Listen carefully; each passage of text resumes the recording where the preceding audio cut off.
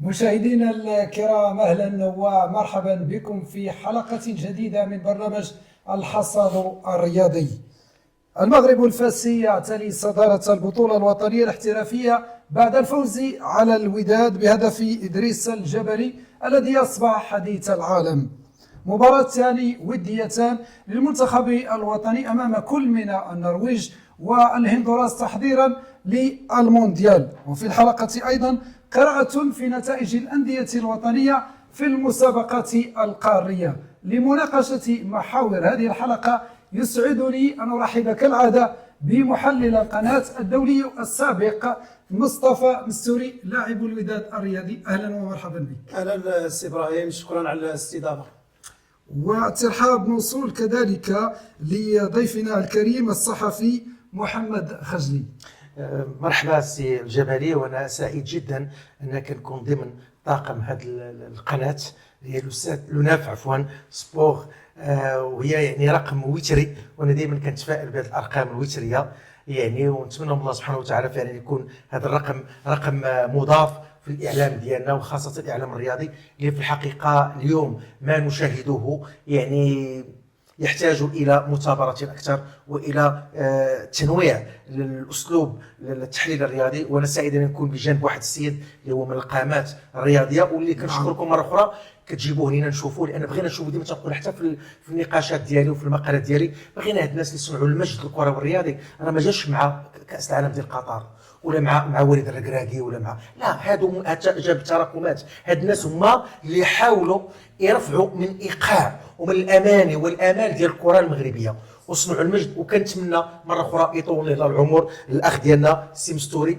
ونطلب الله تعالى فعلا يحفظه ويبقى دائما ان شاء الله مناره. وشكرا لك جزيل الشكر على كل هذه الكلمات الجميله السي محمد خجلي. غنمشوا مباشره مع السي المستوري. بدايه التعليق ديالك على الهدف العالمي ديال ادريس الجبلي. فبكل صراحه فهدف اللي شنا تقريبا ما عمرنا شنا بحال هاد الاهداف هادو اللي تسجلات، واللي كتكون متوقعه من مدافع ويماركي بديك الطريقه، واللي العالم كله دابا كيهضر على هذا الهدف اللي غادي يزيد يعطينا ثقه للعابه اخرين ان شاء الله اللي جايين الشبان.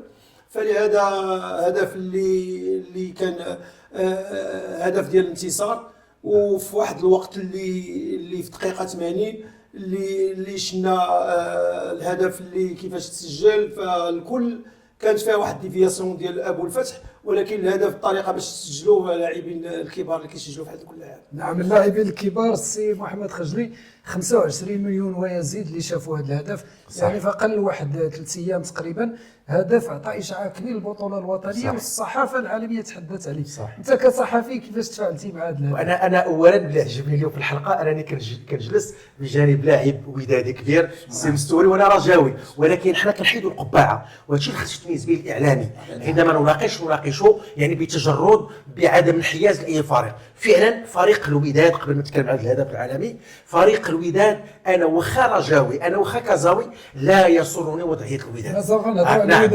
نعم. فيما يخص هذا الشاب هذا فعلا صنع مجدا.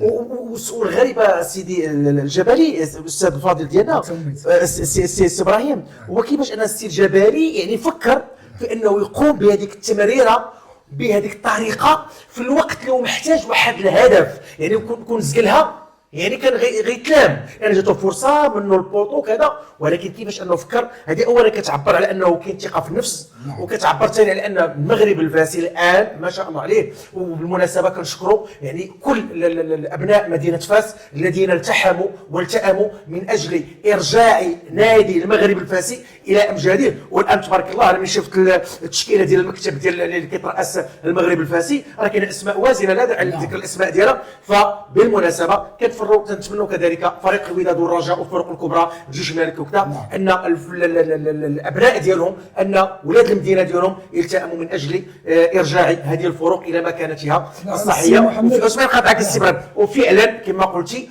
الهدف كان من الروعه بمكان، حتى انه حتى الناس العامه كيقارنوا مثلا بواحد الرسوم متحركه اللي كانت كتجرى في الطفوله ديالنا، وكانت شي حاجه خياليه. كيف ان ذاك البيت يعني كيكون يعني يعني بالواقع ديالو. وانا كنتكلم معاك نشوف الصوره اللي درتو اللي داروا الاخوان اللي دار ديال الكابتن ماجد واحد نسميه، وفعلا راه كان كابتن ماجد ديال المغرب الفاسي. فهنيئا للمغرب الفاسي بهذا اللاعب وهذا اللاعبين. هدف كبير ما خلاش غير فقط حديث العالم والصحافه على الهدف، ولكن قاد ايضا فريق المغرب الفاسي انه يتصدر البطوله الوطنيه بعد انتهاء مرحله ديال الذهب ب 31 نقطه. هذا الانتصار مع الرتبه ديالو اللي خدا الاولى ما كتجيش صدفه. فالفريق خدم دار عمل. اداره تقنيه في المستوى. شفنا المشرف العام بدر القادوري ابن فريق الوداد اللي ديجا اشتغلت معنا في الوداد وكان تحارب في الوداد. كاينين الناس اللي خدامين ابناء المدينه التحموا بغاو يردوا الفريق المغرب الفاسي الامجاد ديالو. اعتمدوا على ابناء الفريق، عندهم عناصر شابه ما معتمدينش على نجوم. عندهم دراري اللي عاديين. جابوا مدرب كنعرفوا الكره الاسبانيه كيفاش كتلعب، جابوا مدرب اللي دخل معاهم في لو سيستيم ديالهم. الامور غاده من احسن في فاس. نعم السي محمد، فريق المغرب الفاسي اكيد هذا الشيء اللي كيحقق ما حقوش بمحض الصدفه، كاين مكتب يشتغل. صح. واش نقدروا نقولوا بان فريق المغرب الفاسي كيجسد واحد التجربه ديال فريق احترافي في بطوله احترافيه؟ واستاذ الفاضل سي بوتوموت ماشي فقط يعني جابوا ناس يعني ابناء المدينه. هاد الناس كما قلت ابناء المدينه هادو راه ناس كانوا لاعبين سابقين. جابوا كذلك ناس رجال الاعمال. راه ممكن نشوف الان واحد القضيه السي بوتوموت وقت نتفقوا على انا وكسي مستوري. اليوم بعض المسيرين ما زالوا ينظرون لكره القدم كوعاء بين قوسين يدخل اموال لهم هما. لا، راه ما يمكنش انك تاخذ بلا ما تعطي. الان اصبحت كره القدم متطوره بالياتها بمكتبها بتسييرها بتقنيها. لا تذكر الناس القدام. انا السي مسؤول كيتكلم دابا قال واحد العباره في الحقيقه المتني. قال لك سي بدر القادوري اللي اشتغلت معاه حرم ذاك الوداد. نعم. انت علاش غنبقاو بحال هكا؟ ومره يخرج لنا واحد من قدماء اللاعبين تقول لك فلان الحريم فلان الحريم. بارك على السياسه العوجاء العرجاء جلاله الملك في المناظره ديالو اللي حط فيها في الرساله الملكيه عفوا في المناظره ديال بوزنيقه، حتى على ان ننظر الى الرياضه كمحرك اساسي للتنميه الوطنيه. الان كنشوفوا الان الحمد لله هذه التنميه الوطنيه عبر كره القدم عبر المنتخب الوطني راه ما جاتش من فراغ. لذلك كما قال الاستاذ سمستوري علينا ان نتصالح مع واقعنا وان نبدا صفحه يعني اخرى نعم جديده. وكنتمنى هذه الغيره اللي عند قدماء اللاعبين ديال المغرب. واحد القضيه انا نقول واحد المساله السي بوتوموت، انا عندي علاقه وطيده ببعض الاخوان اللي في المكتب ديال المغرب الفاسي. راه ماشي غير كيتلاقوا في الماتش، عندهم لقاءات نقدر نقول لك ربما يوميه كيتلاقوا في المقهى. راه السي مسؤول عارف كاين عمل احترافي. بالنسبه للمغرب الفاسي هناك عمل احترافي على نقيض من ذلك. الوداد اللي كنعرفوا ماشي في ذاك المستوى اللي بغينا. هزيمه وخروج من ربع نهائي كاس الكونفدراليه مع اولمبيك اسفي، وايضا هزيمه مع فريق الفتح الرباطي بالمدرب الجديد الفرنسي كارتيرون، كذلك التعادل مع الدفاع الجديدي، والان هزيمه في مدينه فاس. في كاين خلل السي مستوري بكل صراحه بدون لغه خشنه. فبكل صراحه الخلل ما جاش غير في هذا لي ماتش. فالخلل من تقريبا من نهار ترأس يتمنى تقريبا كانوا عنده حوالي مشاو تقريبا اللاعبين كاملين بقاو عنده حوالي 7 حتى 8 اللاعبين.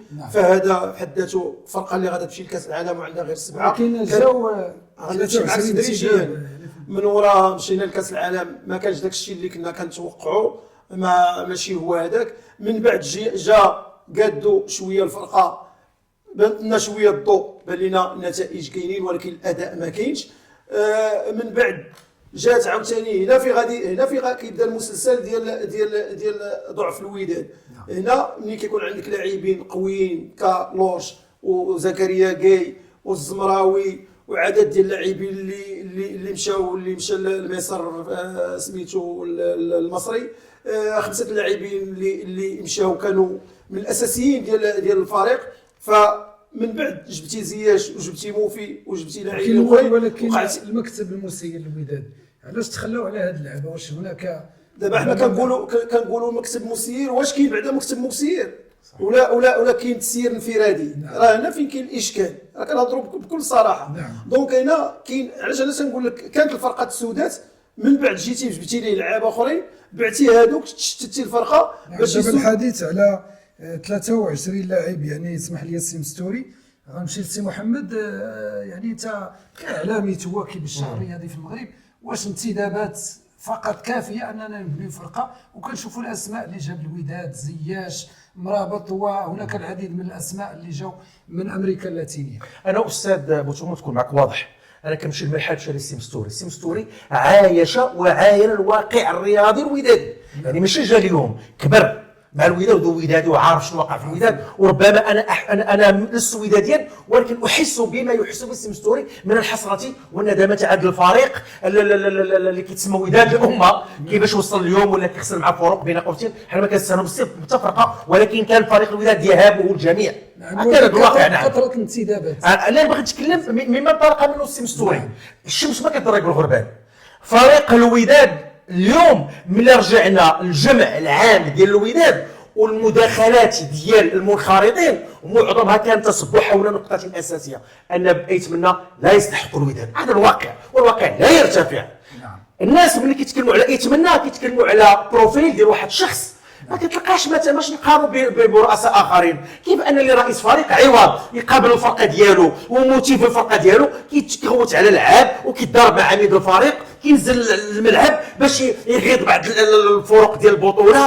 هاد السلوكيات خصها تكون عند الرئيس عنده واحد الهيبه، عنده واحد المكانه. ما خصوش يتكلم على اللعابه، اللي كيتكلم على اللعابه هو المدرب، هو الذي يوجه اللاعبين. هذه المساله ثاني كما قال الاستاذ مستوري، انت احسن ما عندك من لاعبين واللي شفناهم في كاس العالم للانديه في امريكا، منهم الدكاي، منهم لورش وكذا، حيدتيهم وجبتي لاعبين. شو واحد القضيه نفتح واحد القوس، ملي تنقولوا زياش ماشي عيان، زياش عطى الكره المغربيه الكثير، ولكن زياش يعيش اضعف مرحله. السي زياش راه ماشي هو زياش اللي كنعرفوا. زياش يعني رغم انه كيقدم مستوى لما كيلعب، ولكن مشكل الاصابات المتكرره.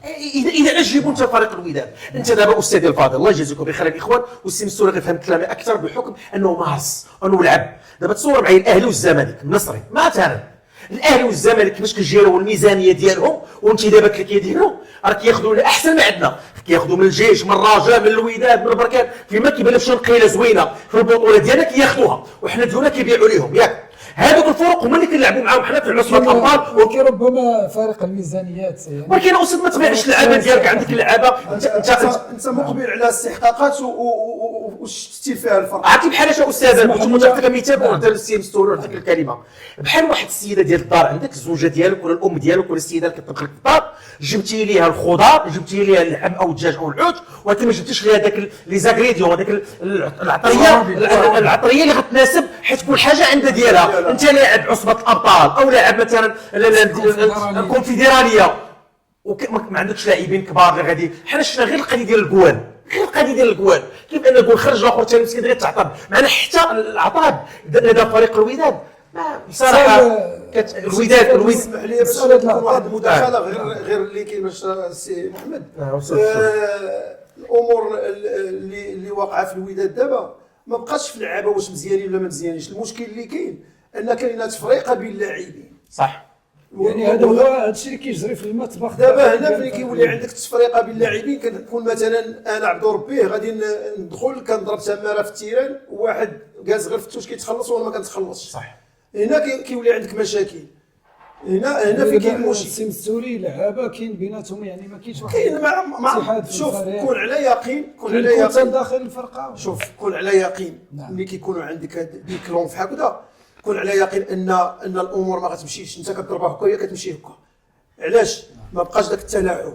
يعني شي ما كيبغيش سوداء الملابس مفقود. كذلك السي محمد شار واحد النقطه قال بان بعض المنخرطين يعني ما بغاوش عيشنا هادشي يكمل يتمنى على الوداد. عيشنا. في نظرك انت السي مستوري، واش في نظرك تغيير الرئيس هو الحل؟ لا ماشي على تغيير الرئيس هو الحل. دابا حاليا الرئيس كان يتغير في اخر السنه. علاش؟ لكن واش هل هناك بديل؟ دابا البديل لحد الان راه ما كاينش. دابا الا بغينا نديروا بديل غادي نديروا من المنخرطين ونديروا، لا هادشي ما نوصلوش ليه. غادي نوقعوا في مشاكل اخرى، زائد غادي نلقاو حوايج اخرى اللي حنا ما عارفينش اشنو واقع بايت منا مع هاد اللعابه اللي جاب. راه غدا ولا غدا غتصبح في مشاكل اخرى كبار من هادشي. غدا الا ما سواش معاهم هويا وكانت الامور هو كما دار مع بن هاشم والامور مشات بسلام، راه غدا غتولي غادي في ليتيج وغادي بعدا. راه هاد اللعابه راه حنا ما عارفينش شحال كياخذ زياد، شحال كياخذ هاد اللاعب، كل واحد شحال كياخذ. راه هنا كاين مشكل. راه حنا دابا راه ساهل باش تقول للمدرب راه غينوضوا منخرطين ويديروا المسائل ديالهم ويحيدوا هذا، ولكن ما وراء هذا الشيء في غادي نوليو اللي غتسمع 7 المليار ولا 8 ولا هذا ولا. وديجا راه كاين هاد الحويجات، راه كاين لا في الوداد لا في الرجاء لا في الفروق بزاف، كاين هادشي ديال اللي تيجي غادي نوليو في مشاكل اخرى. زائد ان حنا هاد السنوات هذه الخدمه كلها اللي خدمنا في لي جول وداك الشيء راه كيمشيو لفرق اخرين. راه نعطيك بالاسماء اللعابه اللي دازوا عندي، راه بالاسماء راه كيلعبوا في كناس كيلعبوا. مشكل ديال التكوين غنمشي معك السي محمد. لا اسمح لي انا غنبقى اسمح لي سيدي كنت نعم. يعني قال بان بعض اللاعبين اللي تكونوا في الوداد كيستافدوا منهم فرق اخرين. بيان سور الوداد كتجيب لعابه يعني جاهزين. في نظرك لا هذا كيحيل، وعاد غنتكلم. هذا كيحيل على اين هي مدرسه الوداد. هذا هو الحل. وملي تنقولوا مدرسه الوداد راه كنوجهوا الخطاب كذلك الجيش، الرجاء، الفرق كامله معروفه واللي عندها الرياده في المناسبات الافريقيه والدوليه. خصنا نطرحوا السؤال، اين هي المدارس الكرويه؟ اين الفئات العمريه؟ فين هما هذه الفئات ديال المينيوم وكذا والكادي وكذا؟ انا باغي نتكلم عليه. وكيف لرئيس الان يسير فريقا بحجم الوداد، فريق تاريخي عنده القاب بطولات كؤوس كذا، ياك كيجيو بحال واحد الرئيس الان سمعنا في الصحافه، وهذا خبر يقيني ينشر في الصحافه وحتى واحد ما كذبوا، حل يتمنى عند الشرطه القضائيه كتكلم معاه وكتناقش معاه الميزان كيفاش كيجيري الفلوس ديال الوداد، وكذلك القضيه ديال المحمديه. كيف تصور معايا السي بوتوموت والسي مستوري هذا السيد هذا كتغوت عليه الشرطه القضائيه وعنده مشاكل في المحكمه، كيفاش غيسير الوداد؟ انا ادعو الى خبر ربما مازال ما مشروش. لا وسيدي الفاضل، وكان خبر مكذوب وكان خرج واحد بلاغ حقيقه لا من عند المديريه ديال الامن ولا عند الناس اللي نشروا وكذبوه. السيد الخرجه ديالو الاخيره مع احدى الاذاعات المغربيه الخاصه بالرياضه يعني يتكلم كلام خطير جدا، تيقول انه هو في عهد سعيد نصير كان كيأدي الاجور ديال اللاعبين. شحال المهزله، شكون انت؟ وفي نفس الوقت ما كانش كيأدي الاجور ديال اللاعبين المحمديه. حنا شفنا خرجه الاخرى اللي الكثير من المغاربه حست في نفسهم، وانا قالها لي شحال من مره تشكى عليا اللاعب الحارس ديال المحمديه الوفي لمدينه المحمديه العراقي سي عز الدين. يعني تقول لك على ان هذا الرئيس هذا كتسبب ليه في مشاكل في الوظيفه. تصور معايا واش دابا كاريزما بهذا السيد اللي غيسير فريق الوداد. الوداد تعاقب على سي مكوار، سي ناصيري وغيرهم، الناس اللي كانت عندهم واحد القيمه عند اللاعب، كان اللي كيوعد اللاعب كان اللاعب كيحشم منه. انا نعطيك مثال، انا كنت نشوف غير العلاقه مثلا كتجمع ما بين سعيد ناصيري واللاعب ديال الوداد، كاين اللي كان كيزوجوا، كان اللاعب ديالو كيزوجوا، كانت علاقه عائليه. هذا السيد هذا ولا كيضارب على اللاعبين ما كيدخلش مع الماتش سعيد. حتى المفهوم ديال العائله اللي جسد والد الركراكي. الله يجازيك بخير سي بوتوموت. كنا كنسمعوا الحديث يطول في هذا الباب وكنشوفكم كتكلموا بحرقه على لا فعلا ان الواقع ديال الوداد ما كيبشر حتى واحد. باش نجيروا شويه الوقت ديالنا اذا سمحتوا الاخوان، غنهضروا شويه على البطوله الوطنيه يعني ككل، نشوفوا الانديه اللي تقدر تنافس وتعطوني الراي ديالكم بعجاله. صدارات البطوله كيف قلنا المغرب الفاسي ب 31 نقطه، الجيش الملكي المركز الثاني ب 30 نقطه هي والوداد والرجاء المركز الخامس نهضه بركان. هذا بالنسبه لمقدمه بركان عندها مباراه ناقصه هي وكذلك الجيش الملكي. بالنسبه لمؤخرات الترتيب كنعتقد بان فريق ديال يعقوب منصور اتحاد يعقوب المنصور في اسفل الترتيب، اتحاد توارقه قبل منها، وايضا اولمبيكا صافي ب 11 نقطه. في نظركم نمشي مع السي مستوري، شكون الاقرب للمنافسه ولا التتويج باللقب؟ فكاينين كذلك دابا جاهز تقريبا دابا اللي شفنا تقريبا الفرق اللي كتنافس، كاينه الجيش وكاينه الماس. نعم هادو من الفرق اللي كينافسوا. بركان كنظن انها غادا ترجع مع مرور يسالي هاد النصف النهائي ديال مع الجيش الى ما توفقوش غادي يتفرغوا للبطوله.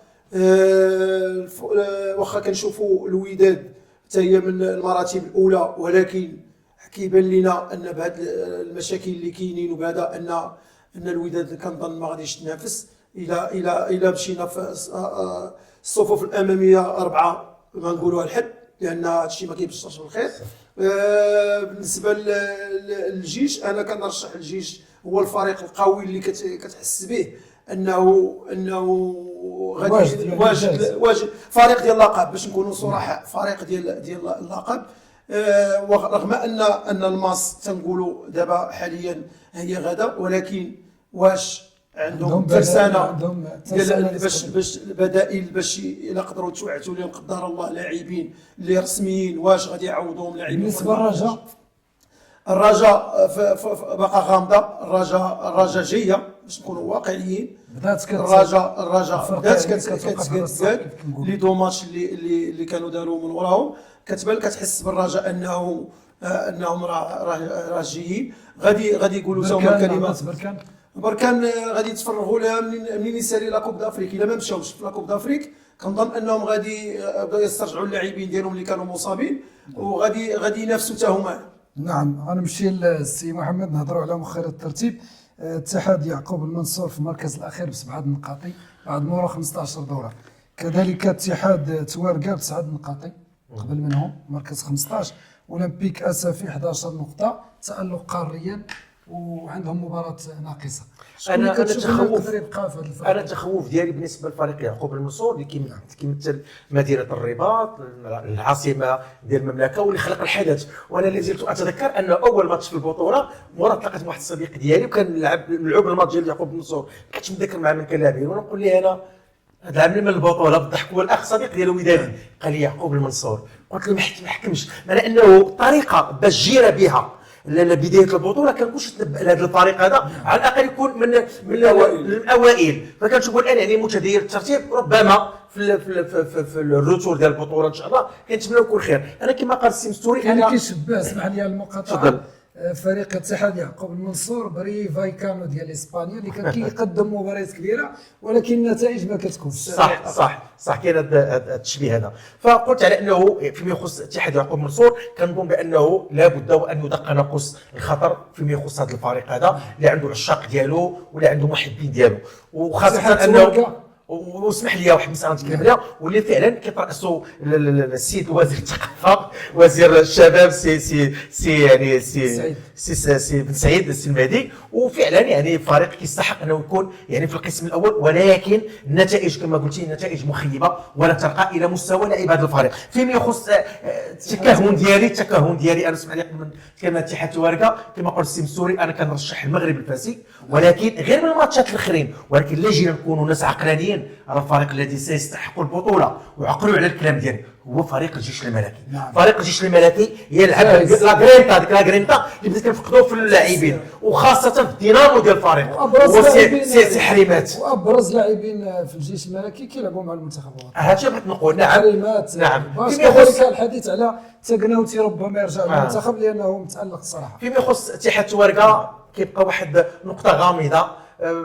حسن ما وصلني بانه كان المدرب ديالهم سيتم الاستغناء عنه غالبا يعني. نعم، لانه ما كتشوف حتى القياده ديال الحارس اللي هو صديق ديالنا وخونا لابد وان نضخ دماء جديده ونعطوا فرصه للشباب، لانه في المقابله ديال توارقه مع المشيته الاخيره مع فريق الوداد وغيرهم تبت على انه الفريق فعلا خاص واحد موديفيكاسيون فيما يخص التشكيله وخاصه في حراسه المرمى، لانه شي اهداف كيتسجلوا يعني الحقيقه ما نظنش ان حارس بوزن القسم الاول يتسجلوا بديك الطريقه. اولمبيك صافي كاين تناقض، تالق قاريا نقدروا نقولوا حلات في هذه المباريات الاخرى. اولمبيك اسفي بحال بغيو يوصلوا لنا ميساج حنا المغاربه والبطاله المغربيه حنا ولينا كبار كنشوفوا مثل المغرب خارج المغرب، فكنتمناو يعني من خلال التصريح اللي عطاه السي الحداوي لانهم الان هو منصب للجهد ديالهم والنظره ديالهم حول التمثيليه ديالهم للعالم الوطني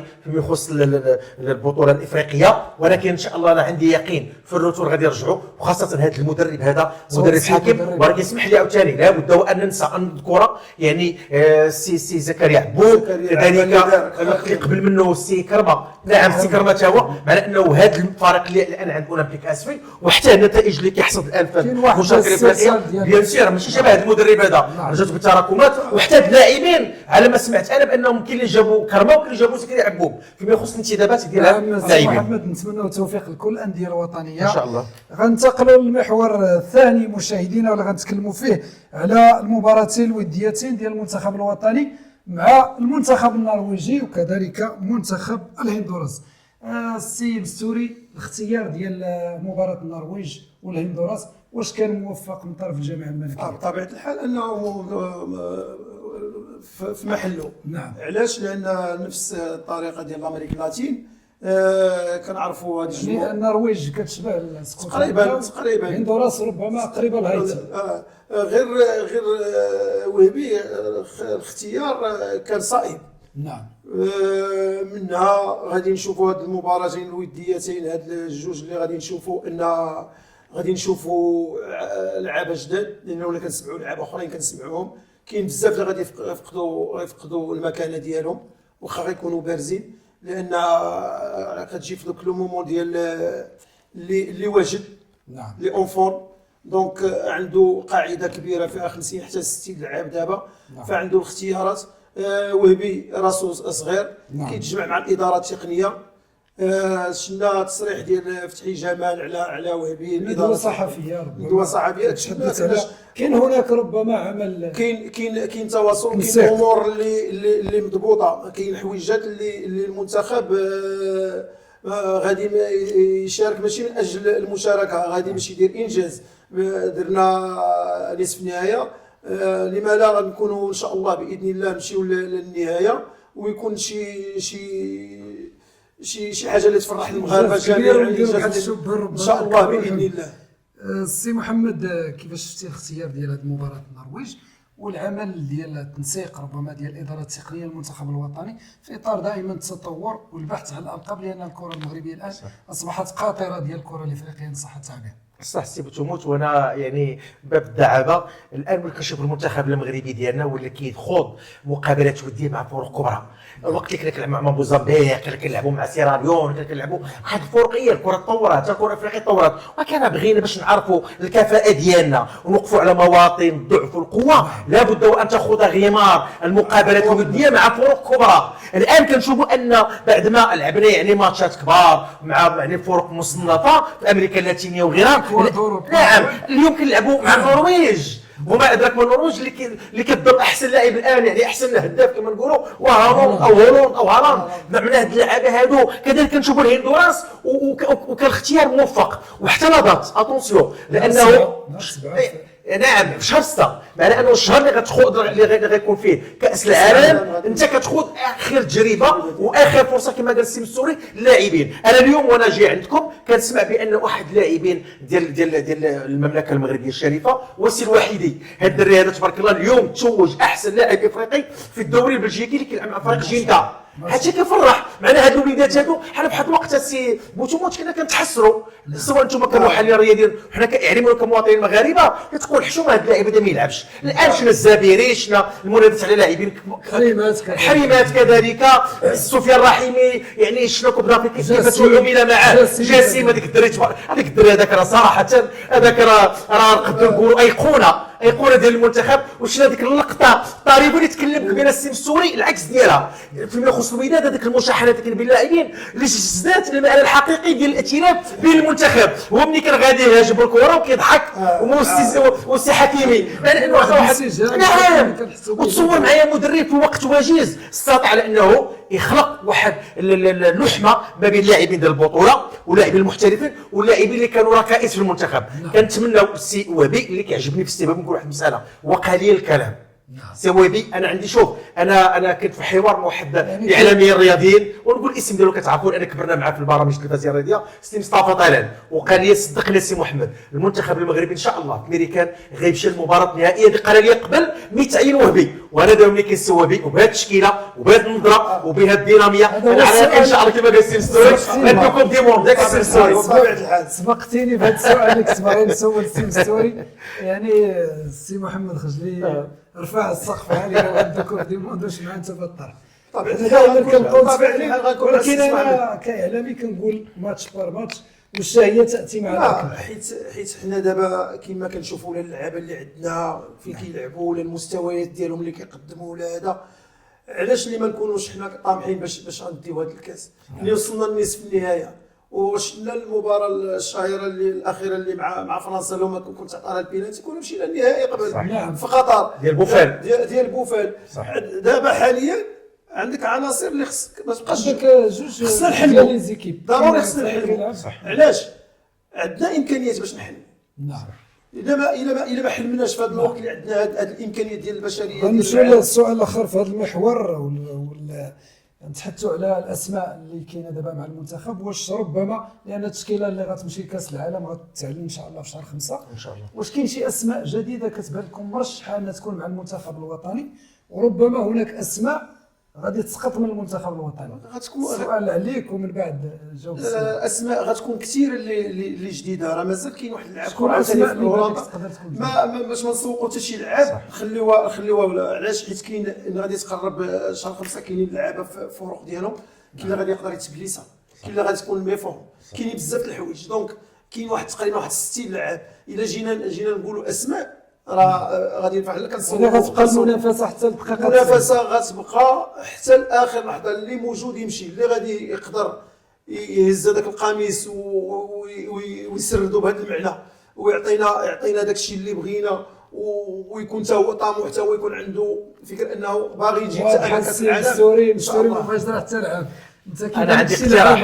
انا كيبان لي واحد لاعب لان الوهبي وقف على بعض الاشياء في المباراتين الماضيتين، ربما يكون بعض الاسماء سقطوا وربما تمنح الفرصه للاعبين اخرين. انا غنتكلم على حراسه المرمى. نعم. الان كنعرفوا بان السي محمدي يعني جرى عمليه جراحيه، ربما الان كيتشافى وكيتعافى. انا في الحقيقه واحد خص يكون من ستاف ويكون من الركائز الاساسيه في حراسه المرمى هو السي تاغناوتي. تاغناوتي ابانا عنكم يعني علو كبير، وفعلا ساهم واحد المساهمه كبيره في المستوى اللي فيه الفريق ديالو الان اللي هو الجيش الملكي. كنتمناو ان شاء الله ان هذا الشاب هذا تعطاه فرصه مره اخرى. وحنا شفنا وربما السي مستوري اكثر منا عارف هذا الشيء، المعاناه اللي عانى هذا الشاب هذا ولدنا يعني بعد يعني استغنى عليه فريق الوداد ويعني وشنو وقع عليه، ولكن الحمد لله. نعم والحمد لله فعلا ومشى الفرقه اللي كتناسبه. الجيش الملكي كيناسبه تاغناوتي، وفعلا تاغناوتي لقى ذاته وساهم بشكل كبير في المكان اللي فيها الجيش الملكي سواء نعم. وكما قالوا السي مستوري كتبقى لائحه مفتوحه يعني من هنا لنهايه البطوله الاوروبيه كذلك. نعم. غنمشيو لمباراة الجيش الملكي السمستوري مع نهضة بركان. حمودان وإيترخان يقودان الجيش الملكي للفوز على نهضة بركان ب2-0. واش بركان قادرة ترجع نهار السبت في الماتش، ولا ربما الجيش الملكي هي الأقرب باش تكون في النهاية؟ فكنظن ان بركان قادره ترجع نعم. لو كان التركيز وكانوا اللعابه في لافورم ديالهم، وسيرتو في الشوط الاول الا كانوا سجلوا في الشوط الاول. كنظن ان بركان راه غادي ترجع. شنا بركان كيفاش رجعت مع الهلال السوداني، لانها كنا قلنا صافي مشات. دونك بركان ما غاديش تنزل يديها، بركان غتلعب معك تكون قوية في الميدان ديالها بطبيعه الحال. دونك بركان باقي حتى حاجه لا الجيش لا بركان تعرف فيهم باقي ما داش، واخا منتصرين بجوج الاصابات ل0. كنظن ان المقابله ديال الجيش وبركان غتكون مقابله قويه. لو سجل بركان في الشوط الاول غادي تزيد تصعب على الفريق الجيش الملكي. نعم. نفس السؤال السي محمد. انا بصدق على الاوراق كيبان الجيش الملكي هو الذي سيفوز أقوى. نعم. انا الجيش الملكي تكلمنا عليها انا والسي مستوري ولا انت رشحناه. نعم. ان شاء الله السنه فيما يخص اولمبيكا سافي بلاتي بعدا باش نبقى. نعم. انا اليوم نعم واخا ما نطولش. اليوم وصلني خبر. نعم. الاجتماع دار ما بين الرئيس ديال نهضه بركان واللاعبين والمدرب. قال لهم واحد العباره اثرت فيا. قال لهم الرئيس اللي كيشوف نفسه باننا ما غنربحوش في هذا الماتش بلا نلبس التوني. معنى انه شوف الرساله اللي وصل الرئيس للفريق وشي قال السي مستوري، معنى انه اللي ما عندوش الامل في انه يعود، والسي مستوري عطانا نماذج ديال ماتشات لعبت في بركان كانت خاسره في الالي بثلاث وقتات وكان رجعت، ولكن كونوا صراحه صعب ترجع مع الجيش الملكي، فريق متكامل، ولكن في الكره ليس هناك مستحيل، وكتبقى الفرجه هي الاساسيه، والاساس ان عندنا فريق غيمثلنا ان شاء الله في النهائي. الاساس هو ان فريق مغربي في النهائي اللي ربا غادي نصفقوا ليه واللي ما رباش نقولوا صح. فيما يخص مباراة أولمبيك أسفي، تعادل الثمين من قلب الجزائر مع اتحاد العاصمة رغم الطرد ديال الحارس حمزة الحمياني. أسفي جابوا تعادل نقدروا نقولوا بطعم الفوز.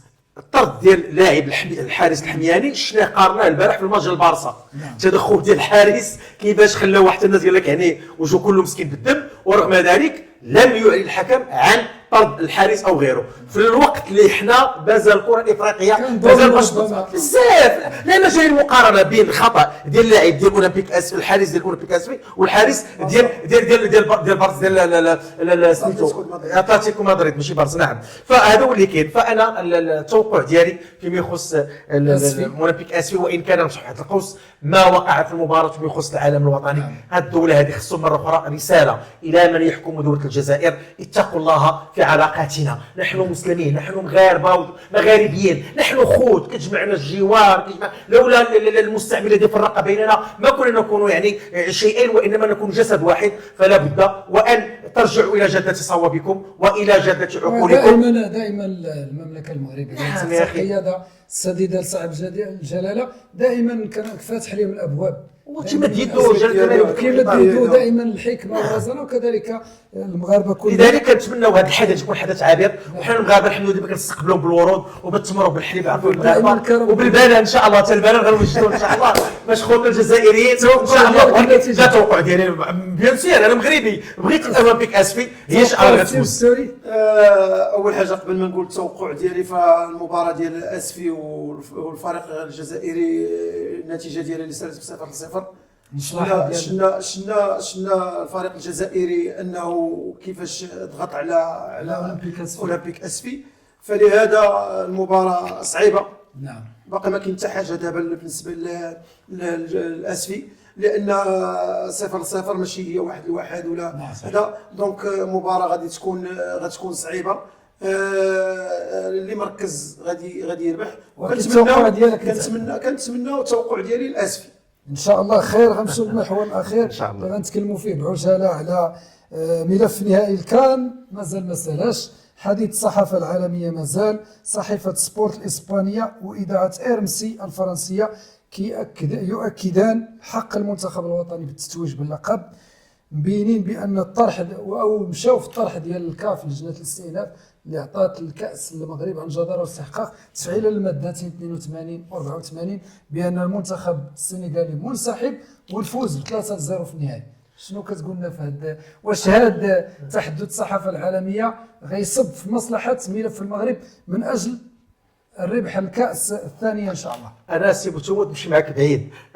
تيقول لك وشاهد شاهد من اهلها. انا رجعنا دابا المشكل اللاعبي المنتخب السنغالي اللي انسحبوا ماشي غير انسحبوا وتقوا هذاك الانسحاب ديالهم، واحد راه في الفيسير كيدوج كاع، فهمتوا؟ معنى انهم هم اتقوا انسحابهم. كاين الحركه التي راها العالم ديال المدرب ديالهم معناتها تقول لهم يعني كيشير لهم باش ينسحبوا. فيعني هذا الموضوع لا يتناطح فيه عنزان او اثنان كما كيقولوا العلماء ديال اللغه العربيه. فانا فعلا قبل ما تقولها كما قلت يا استاذ بوتوموت الصحافه الاسبانيه ولا غيرها، الحمد لله الملف ديالنا ملف يعني جدير بان يناله المغرب الحمد لله. واخا داك السلوك اللي دارت منتخب السنغال وما احترم ولا خصوصيه مغربيه لا العلاقات. نعم، الكره الانسان الكره السؤال مطروح، هذوك الناس اللي كراو لهم الملعب ولا خلاهم يلعبوا في فرنسا كيف سمحوا لهم باش يحتفلوا بهذيك الطريقه في الوقت اللي يعني كاين الاعتراف ديال ان الكاس احق به المملكه المغربيه. كنتمنوا ان شاء الله قريبا يتحسم هذا الملف هذا ان شاء الله، تكون احتفاليه ان شاء الله، ونجيبوا وليد الركراكي. انا شوف انا هذه الفرصه سي بوتوموت سمحوا لي، الكثير من الناس كانوا كينتقدوني تيقول لك انت كتنتقد سي وليد الركراكي. انا لا انتقد وليد الركراكي شخصيا، انا بقيت كنتكلم عليه دابا، ولكن عندما كان يمثلني انتقدوه. علاش؟ لانه هو اولا راه ماشي متطوع، راه كيتخلص عنده الاجره ديالو، على انه كيأدي واحد الوظيفه خاصنا نقيموا عليها. مساله اولى. مساله ثانيه هو كيمثل النخبه الوطنيه. ومساله ثالثه اللي هي ايجابيه، وغنقول للوالد الكراكي والاتباع ديالو باش يبتسموا، وانه رفع السقف ديال الطموح ديالنا. شكون كيتيقول انا غنكون في الاستوديو ديالو لنا في سبور وغنقول لكم بان احنا بغينا نجيبوكم كاس العالم، كتجيب سبع المستحيلات. ولكن سي وليد الكراكي رفع من طموحنا واملنا. نسال الله سبحانه وتعالى ان يحفظ هذا الاطار الوطني وان يحفظ والديه، لانه اول حاجه زرع في المغاربه واحد المساله اخرى ديال النيه وديال احترام الوالدين. ولا بد، ودي مناسبه سيدي بوتموت، ان نعلي من قيمه التضامن بيننا. حنا شفنا زلزال الحوج، شفنا مشاكل كثيره تخبط في المملكه، الحمد لله لقينا جلاله الملك وكان الشعب المغربي الابي متراص متضامن. ان شاء الله بعد الاعتراف ديال الحكم الذاتي يعني وخرجنا الشوارع، بغينا ان شاء الله تعلن على انه المغرب هو فعلا هو الفائز، ونخرجوا ان شاء الله جوله القناه وان شاء الله بالمشروبات وبالحلويات ان شاء الله. شكرا سوري. زياره موتسيبي المغرب، شفتي جا المغرب، هذه الزياره هذه شنو الهدف منها برايك؟ واش فقط من اجل ربما انه يكسب ود المغرب لتنظيم بطولات جديده، او هناك اشياء اخرى؟ بطبيعه الحال الزياره ديال موتسيبي بانه عارف بزاف الحوايج اللي وقعوا، نعم، وشاهد على بزاف الحوايج، دونك خصو يحاول يجي يتصالح معنا، حيت هما السقف طلع الفوق. نعم. دابا كيما كتبغي تنظم ما غيقدرش شي واحد ينظم، دونك اشنو تيبقى ديما خصو فين ما يحل يجي للمغرب. نعم. وحنا هاد الشيء اللي وقع حنا بغينا نربيو به عباد الله. نعم. علاش؟ لان العقليه ديال بطبيعه الحال خصها تغير الكره الافريقيه، حنا اللي غادي نغيروها ان شاء الله المغاربه. علاش؟ نعم. لان ملي وقع هذا الشيء ومشى الكاس ومشى لينا من هنا وجبناه عن جداره واستحقاق، هنا كتبان لك ان المغرب راه ما باغيش هذاك الكاس، باغي الكره الافريقيه تزيد لقدام. نعم. اكيد. سي محمد، اخر سؤال في نفس السياق، انت كاعلامي قراءتك لزياره موتسيبي. انا موتسيبي اللي عجبني فيه اكثر هو الرد اللي رد احد الصحفيين السنغاليين بعد فرش ليهم كما نقولوا بالكره الرياضيه، جروا ولكن عطاه السماتش هو يعني كيفاش تكلم على انه فعلا هذا اللي كاين وتطور الكره الافريقيه وخاصه السنغاليه، ولكن في الاخير قال لهم انا واخا انا رئيس الاتحاد الافريقي ولكن قال لهم اعطيت افضل لاعب السنغال، عطيتكم الفلوس عطيتكم كذا، ولكن في الاخر قال لهم يجب تطبيق القانون، يعني خاصكم يرجع احترموا القانون. وفعلا يعني وكان حكيم في التفاعل. وشنا ردة الفعل ديال المسؤولين السنغاليين بعد ما كانوا كيصفقوا، يعني وضعوا ايديهم يعني خلف ظهورهم خائبين، يعني انا ما كانش غتولي فوضى. صح. وفعلا واحد الكلمه زوينه السي مسؤول عجبتني دابا، قال لك ان شاء الله حنا اللي غنسوقوا لهم يعني للاعب النظيف. هادشي اللي بغينا، العقليه، هادشي اللي مطلوب، ماشي فقط تفوزوا او ما الى ذلك، ولكن الحمد لله المغرب ربح هذا الكأس عن جدارة واستحقاق، بدون تدخل، بدون عيسى حياته، بدون ولا أحد. خدنا الحمد لله بنزاهة، بلاعب نظيف، ومنتخب الحمد لله قوي. مرة أخرى كنشكر السي وليد الكراكي فعلا، لأن تقول لك سيدنا محمد من لم يشكر الناس لا يشكر الله. نشكر السي وليد الكراكي اللي أهدانا هذه الكأس الغالية، وكذلك السي فوزي القجع والراعي الأول للرياضة المغربية جلالة الملك محمد السادس بالمناسبة. طلب الله سبحانه وتعالى يشافي علينا ويعافي علينا ان شاء الله. شكرا جزيلا سي محمد خجلي الصحفي اللي شرفتينا بالحضور، وكانت يعني كانت حلقه متميزه جدا. ايضا الترحاب والشكر للمحلل ديال القناه السي مصطفى مستوري، لاعب الدولي السابق ولاعب الوداد. شكرا سعيد بنجلس مع السي محمد والسي ابراهيم، حلقه زوينه كانت مع ناس مثقفين وواعيين، وكنستافدوا منكم الشيء الكثير. شكرا لك. شي كلمه اخيره؟ والكلمه الاخيره نقول انه دمتم في خدمه الاعلام الرياضي الهادف فعلا ببرامجكم وباستدعائكم لهذه الوجوه الطيبه. الحمد لله اولا تسلطون اللتام على هذا الرواد في الرياضه، هذه المساله الاولى. الثانيه تساهموا في الرفع من الذوق الفني الرياضي. الرياضه راه فن، راه ماشي غير رياضه كتلعب، راه فن. راه قبيله يذكر السي ستوري ضربه الجزاء اللي حرمنا من الحكم في مقابله المغرب وفرنسا في كاس العالم في قطر. هذاك بوفال راه كان فنان، كيفاش يقلب وكيفاش، مع انه كاين فن كروي كذلك هناك فن اعلامي. نطلب الله سبحانه وتعالى لنا في سبور تكون ان شاء الله دائما مستمره في نهجها ومنهجها في الرقي بالاعلام الرياضي. وكنشكر بالمناسبه الطاقم المبارك اللي عندكم، ما شاء الله عليه طاقم يعني يحظى بكل تقدير، وعندكم ناس اكفاء الحمد لله. وما هذه الصوره اللي كيوصلوا الى خير مثال ذلك. كلمات كتزيدنا الا يعني حماس وتحفيز باش نخدموا. تسالوا. وفي هذه الحلقه ما نساوش باننا نترحموا على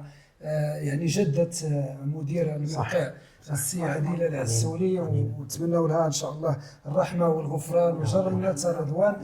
شكرا للمخرج ديالنا السي جلال ناجي، ايضا السي الحسين الغفي. شكرا لكم مشاهدينا الكرام على المشاهده، نلتقي في حلقه جديده باذن الله.